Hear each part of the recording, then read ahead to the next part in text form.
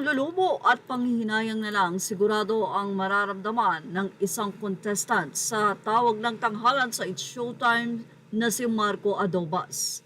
Mula sa naging update ng Lenra Esod Channel, aniya Dear Marcos Adobas, gusto ko lang malaman mo na walang lutong naganap sa tawag ng tanghalan All-Star Grand Dress Back dahil ang tie si IG at Marco Rudio. At hurado ang nagdesisyon kung sino ang pipiliin nilang manalo. Kaya nga may hurado dahil sila mismo ang may karapatan na magdesisyon at mag-judge sa performance nyo. Sana hindi ka nalang sumali sa contest, naghurado ka na lang, total mas marunong ka pa sa mga hurado. Konting respeto sa mga hurado, konting respeto sa mga legend ng mga singer, composer sa Pilipinas. Yes, magaling talaga si IG, sobrang galing niya that time, and ganun din si Marco Rudio. Napakahusay na mga awit. Yun nga lang, hurado na mismo ang nag-decide na isa lang ang dapat manalo at si Marco Rudio ang napili nila.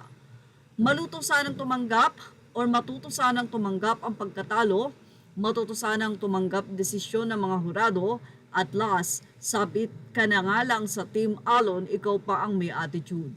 Di ka nga manalo-nalo sa katapat mo, dagdag pabigat ka lang din sa team nyo at deserve mo mapalitan kasi kupal ka. Well, yan yung naging say ng netizen. Narito po ang naging pahayag ng nasabi nga pong si Marco Adobas sa kanyang post.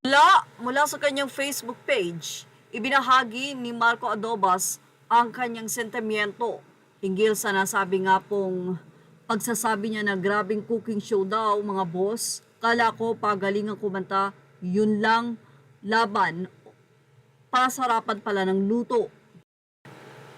Dahil dito ay nagkaroon ito ng iba't ibang komento. Mula sa nasabing komento ng isa, standing ovation tapos naligwak, sad for Ate IG. Said ni Marco Adobas, sinabi mo pa di nila alam na pinaghihirapan namin yung kompetisyon, puyat, pagod, oras, lalamunan, effort tapos ganun lang. Di nila alam si IG umuwi pa dito ng Pinas para sa kompetisyon tapos ganun lang nangyari. Parehas magaling pero nag-stand out talaga ang number 3 kanina sa pyesa para sa akin. Sadyang mas popular lang yung isa at maraming hakot. Kaya naman na-disqualified na ang nasabing contestant at ayon sa It's Showtime ni Vice Ganda, iba ang opinyon, iba ang akusasyon. Na-disqualify si Marco Adobas sa tawag ng tanghalan sa It's Showtime dahil sa mga binitawang paratang nito sa social media. Aniya, grabing cooking show mga boss, kala ko pagaling ang kumanta, pasarapan pala ng luto. Jong, ang mga kalahok sa tawag ng tanghalan ay may pinirmahang kasunduan o waiver bago mag-umpisa ang kompetisyon. Vom, at sa di inaasahang pangyayari, si Marco Adobas ng pangkat alon ay may mga nilabag na alituntunin sa pinirmahan niyang kasunduan. Dahilan para siya ay ma-disqualify at hindi na magpapatuloy sa kompetisyon. At dahil sa mga mabigat na paratang na inilathala niya sa kanyang social media patungkol sa kompetisyon at sa programa, ay may posibilidad na masampahan siya ng kaso. Ani-Vice, kaya everyone be very careful. Maaari tayong magbigay ng opinyon, pero siguradong ang ating opinyon ay hindi makapagpapahamak ng sinumang tao o alinmang grupo at lalong hindi makapagpapahamak sa sarili ninyo, lalo na sa mga may pinipirmahang kasunduan. Please be mindful kung ano ang pinipirmahan ninyo para alam nyo rin kung paano nyo dadalhin ang inyong mga sarili. Narito naman ang naging say ng mga netizen.